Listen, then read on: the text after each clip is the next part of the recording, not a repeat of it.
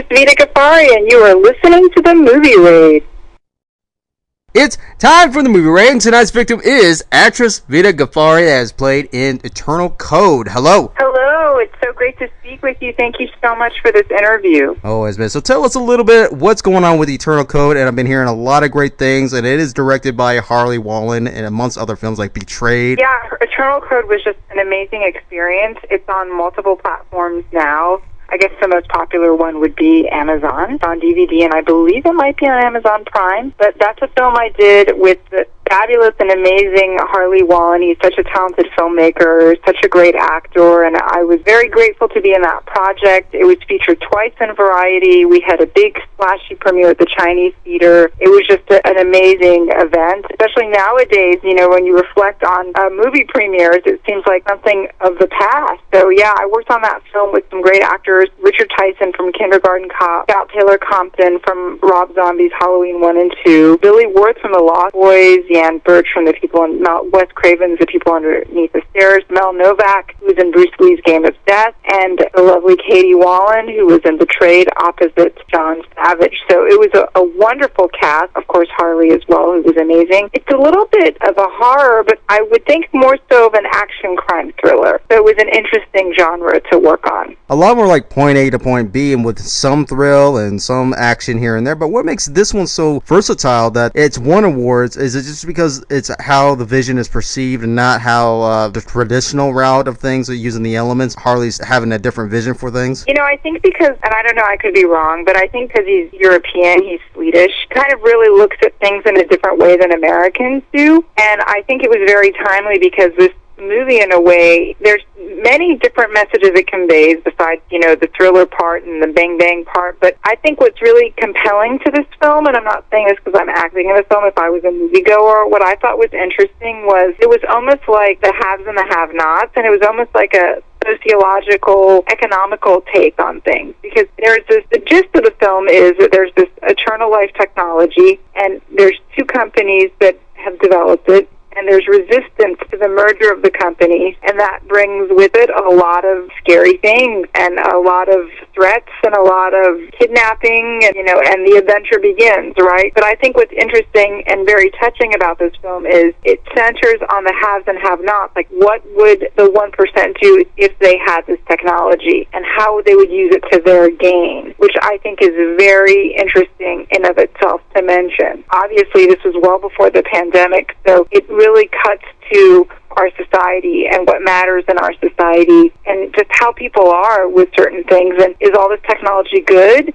Are people using it for the greater good or for the greater bad? So it's kind of like this good versus evil, this have versus have not. That is what really drew me to it, in addition to other reasons, but I thought it's a very compelling storyline. Now, would you say this is like almost an accidental example, since we are in a pandemic, but like, do you think even conspiracy theorists would actually use this film to a degree of taking pieces of it and actually applying it to other theories that's going on? And the fact is that you're performing in it. How does that affect you in terms of the vision putting out of this example? Interesting you mentioned conspiracy theorists. I'm of Persian descent, and there's a lot of Iranian conspiracy theorists, and I think a lot of it stems, without making this a political discussion, or a historical one, is there was a coup in Iran in the 1950s. And after that coup, not everybody, but a lot of people of my ethnicity are really into conspiracy theorists. So when this film came out, I played a scientist, and in Iran, here as well, of course, my dad was a very well-known scientist, and scientists that are Iranian are treated like Michael Jordan or Kobe Bryant. They're very well-revered. They're just treated amazingly. It's not like how it is in this country, unfortunately. They're rock stars. I think what was very interesting is a lot of Iranians reached out to me, and a lot of Iranians that reached out to me were conspiracy theorists, or people in Iran, and believe it or not, mostly in Europe. I think in Iran they have to be wary, but, you know, a lot of those kinds of people reached out to me, and they're like, well, you know, what's going to happen if this kind of thing comes out? And, you know, it's interesting because I think Harley came across this. He was reading an article, I think it was in China, where they transferred somebody's, you know, head to somebody else's body, or they're doing some kind of transfer. And he thought, well, wow, wouldn't this be interesting if you read an article about this, if they did this, and how society would use that to their gain and to their advantage. That was kind of an interesting thing to me. On a side note, that people would actually correlate this to that. I don't think Harley had that intention because, he was affected by that article so much that he wrote a film about it, and he directed and produced and starred in that film. But I think it's very interesting, and I think now that things are the way they are, everybody's talking about every kind of conspiracy theory, so interesting times we're in. It came out, right before all of this. So I think it's like what people say with anything. I don't want to get into a debate, but there's, people are saying that about the vaccine, or people are saying, how some people are just protected opposed to those that are out in the forefront and they have to take certain jobs and they're essential workers. So it can cut across many different socioeconomic lines, if you will. And I think that's what this film does. It kind of illustrates what happens in this kind of society. And they show different pockets of society. They show, the really wealthy, and they show the real downtrodden. So that was a wonderful experience. And, playing a scientist was a great experience. And I think Harley gave me a gift in that after that, I started playing a lot of smart women. It kind of opened the door to play scientists. And I'm going to play like a lawyer lady and a businesswoman. And it's just opened a lot of interesting doors for me. And then soon after, I played a scientist in another film, Los Angeles Shark Attack, which is Dustin Ferguson's film. He's a well-regarded horror filmmaker. He's made over 70 films, and he's still in his 30s. I played Dr. Ellen Ripley, which was a tongue-in-cheek, loosely based on, of course, Dr. Elaine Ripley from Sigourney Weaver's Alien. That was a great experience. I got to work with Brink Stevens, Mel Novak, once again, Donna Lee Heising, Maria Olsen from I Spit on Your Grave, Deja Vu. So that was just a wonderful experience as well. I had a wonderful ensemble cast to work with. Do you think sometimes is it better for just explanation, or is it better for presentation of the vision that's put out? Or do you think it's better to hold back, or do you think that might actually be almost downscaling the art between the explanation or the presentation? An interesting question. I don't know. I guess it would depend on the film in question. They all have different styles the way they make these films. Some directors, they just let you do it a couple times. Some directors are really hands-on. They want to do it a gazillion different ways. I guess it really depends on the project in question and what the genre is. As you progress through projects, at which point do you feel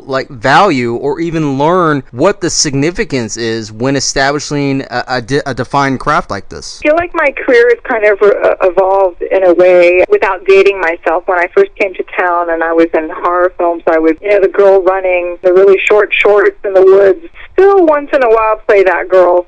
But I feel like my career has kind of evolved to a different level now. I was usually the friend that got killed. It was an interesting turn of events. But I feel like recently, in the past couple of years, I'm more of a final girl. But not even a final girl, I'm like a final woman. I end up lasting, and I think that's so interesting. It's been an interesting evolution of my career, and to see that and to be a part of that. And I'm grateful that it could have gone another way for me, and I'm grateful that it went this way for me. It is very interesting. It's actually very fulfilling, too, because it used to be for women's roles, like when playing the final girl, whatever, oftentimes, especially if you're played that, oftentimes it's really not good because it's always, either leading to stereotyping or leading to sexism or so forth and so forth. But the thing is, now today, it's actually pretty good because when you're playing that one final girl, whatever, it elevates to something else. It elevates to something else that you might be like the top scientist, the top this or top that, or a police officer or something, and you're getting more roles of this and this and this. And it's not so much as being on stereotype, it's so much as being more skillful and more experienced and even better on levels of your success. Definitely. A lot of girls I started out with, they were the lead girls, and that's great, but a lot of them aren't in the business because it's not a very kind business on young women. So, I'm grateful that as I age, as I, age gracefully, I hope that, there's these opportunities open for me. But I feel like there's a lot more for me now than when I was younger, and maybe I had to grow into myself, who knows, but I like playing smart women. It's very empowering, and I think it's great for young girls to see that you can be a smart woman. Establishing a successful career, where do you further continue to establish relationships and especially in business and other related ventures, especially when we're in this epidemic? Interesting, because I was offered some great roles, and I don't really know when they're going to be done or shot rather, because there's a lot of fear, of course, naturally, understandably. There's a lot of union rules. There's a lot of changes. It's interesting to see. I was just cast in this film. The director's Matt Fairchief, an noted Italian filmmaker, and it's like one of the best casts I've